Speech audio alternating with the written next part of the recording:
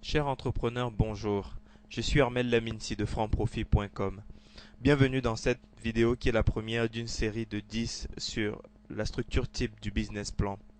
Effectivement, lorsque vous avez décidé de rédiger votre business plan, on peut être un petit peu embarrassé parce qu'on se retrouve devant une feuille blanche. Il faut produire un document de 30, 40, peut-être 50 pages et on n'a pas nécessairement l'habitude de l'exercice. On se demande par où commencer.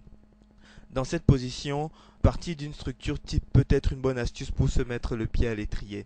Et c'est l'objectif de la série de 10 vidéos dont celle-ci est la première.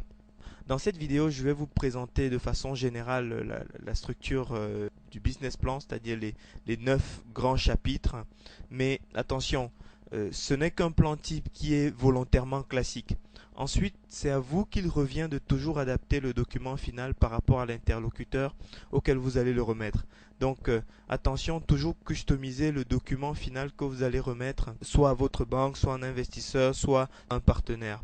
Un conseil, évitez les structures exotiques, c'est-à-dire que ce n'est pas parce qu'il faut customiser qu'il faut nécessairement partir dans des structures qui sont difficiles à comprendre.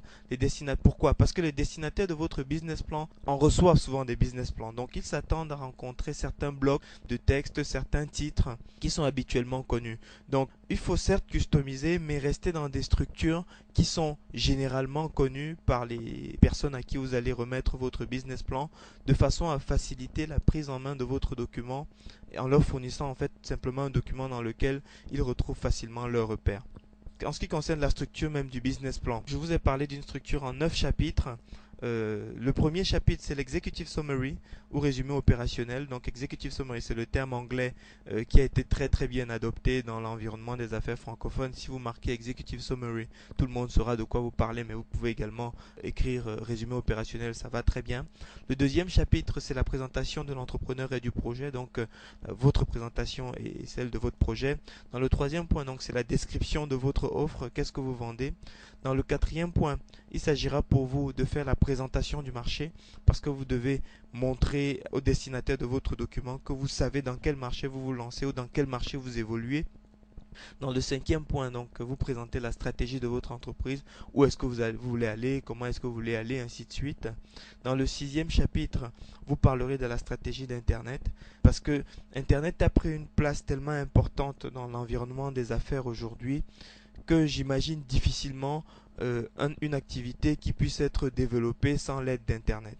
Les nouvelles technologies ont vraiment beaucoup à apporter et si vous n'avez pas encore envisagé ce point, je vous encourage fortement à regarder comment Internet peut vous apporter un supplément de chiffre d'affaires, un supplément de clients, un supplément de contacts. Dans le septième chapitre de votre business plan, donc, vous parlerez de l'équipe managériale, donc les membres du top management de votre équipe. Ensuite, dans le huitième point, vous aborderez les projections financières, quelle que soit la qualité d'un projet, quels que soient les brevets, enfin tout ce qui peut être derrière. À l'arrivée, il faut que les projections financières confirment l'intérêt ou pas de faire le projet. Donc dans le huitième chapitre, vous aborderez ce point-là. Dans le neuvième chapitre, vous présentez votre entreprise, donc structure juridique, capital social, ainsi de suite. Voilà. Quelques conseils avant de passer à la suite. Donc, l'ordre présenté ci-dessus, ce n'est qu'un ordre de présentation suggéré une fois de plus. Certaines parties peuvent être supprimées, réorganisées en fonction de l'objectif recherché et du destinataire du document. Ok, merci. Donc c'est la fin de cette première vidéo. Passez à la vidéo suivante de cette série pour découvrir quelles sont les informations à mettre, notamment dans l'executive summary, et comment présenter cette partie qui est déterminante pour le succès de votre business plan. Vous découvrirez pourquoi. Donc vous découvrirez également à quel moment est-ce qu'il faut rédiger cette partie et pourquoi est-ce qu'il faut le rédiger à ce moment-là.